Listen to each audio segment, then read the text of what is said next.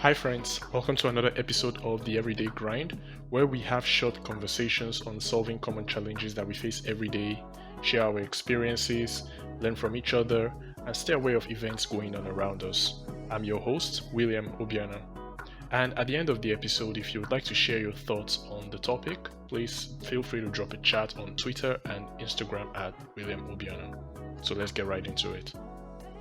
So on March 11th, Silicon Valley Bank crashed.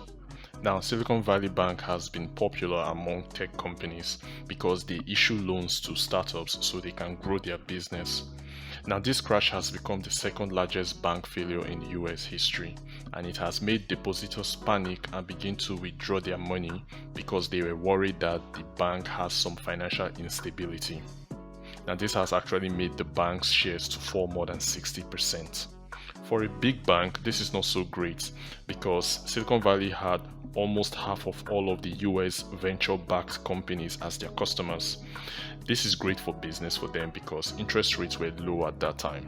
Now, however, as the interest rates have begun to rise since the last year, the deposits has reduced. So not so many VCs companies are beginning to adding more money into this bank, and because of this, some of their assets like their treasury bonds that they hold, which is loans that they've given to the government, they begin to depreciate in value because they were buying these bonds with customers' money. As a result of this, the government felt in some way obligated to help them out. So the Federal Deposit Insurance Corporation, also known as FDIC, had to take control of the customers' deposits for this bank. Now, they had said that depositors were guaranteed to receive up to $250,000 per account from the FDIC, but they will have to wait until Silicon Valley has sold off some of their assets so they can actually get more money to give to the customers. So basically this means because different customers have different amounts, some in the millions, potentially in billions, they would have to prioritize to know which customers they would give money first. And this is going to mean that some customers who have lower money in the bank might not be able to see any of their money. They may have to be depending on any of their payroll activities to get more money into their accounts or take out more money from the bank. So what was not expected was that this would spread over to Europe, where a big banking crisis was just avoided in Switzerland. One of the big banks, Credit Suisse, they were in trouble and they could have almost collapsed. And if they had collapsed, this would have caused a lot of problems in the Swiss financial system because some other smaller banks were dependent on them.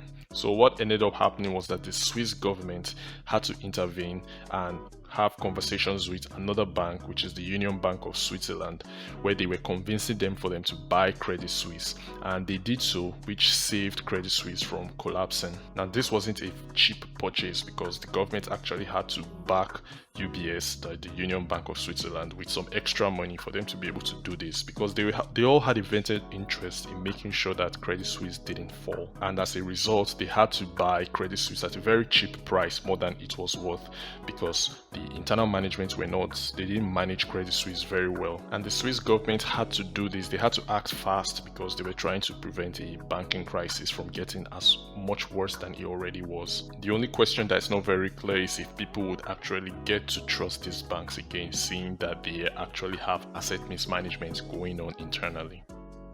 Unlike Europe, the US is a bit different because there are multiple big banks just like Silicon Valley Bank, and the most recent was Signature Bank, which also joined Silicon Valley in this crash, and people were worried that multiple banks would actually begin to be affected as well, just like a sickness. And to prevent this, the FDIC had to intervene again by giving out a bailout.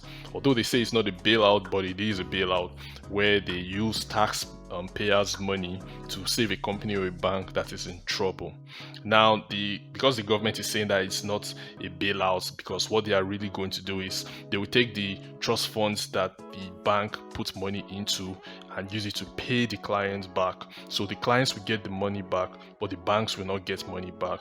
So what they are essentially saying is that people who invested in these banks have lost their money, the banks themselves have lost their money, the executives running these banks will get fired, so only the customers of these banks will get their money back. However, where things start to get interesting is that the government is telling these banks that they would have to pay them some extra money to cover up for this loss that they had gone through, and the banks are supposedly claiming that they would have to use their clients' money to pay the government back. So the government is basically telling the bank to pay them the money that they're going to use to pay their clients, and the bank are deciding to charge their clients to pay the bank to pay them back. So it almost feels like a circle. At the end of the day, it's still the taxpayers that are going to be affected by this.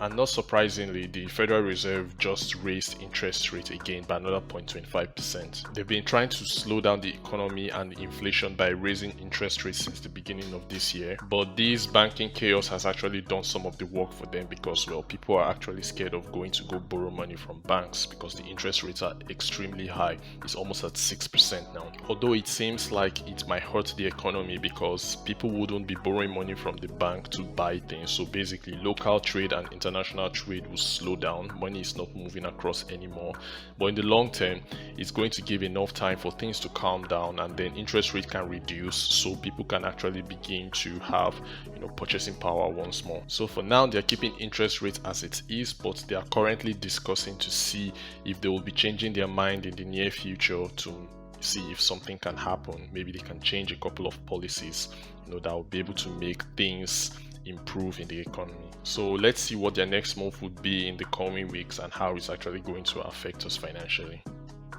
So this brings us to the end of the episode. Hope you got some value from this. Please don't forget to rate us on Spotify, or if you're watching this on YouTube, like and subscribe, and also share with a friend who you think might also get some value from this. So until the next discussion, take care and bye bye.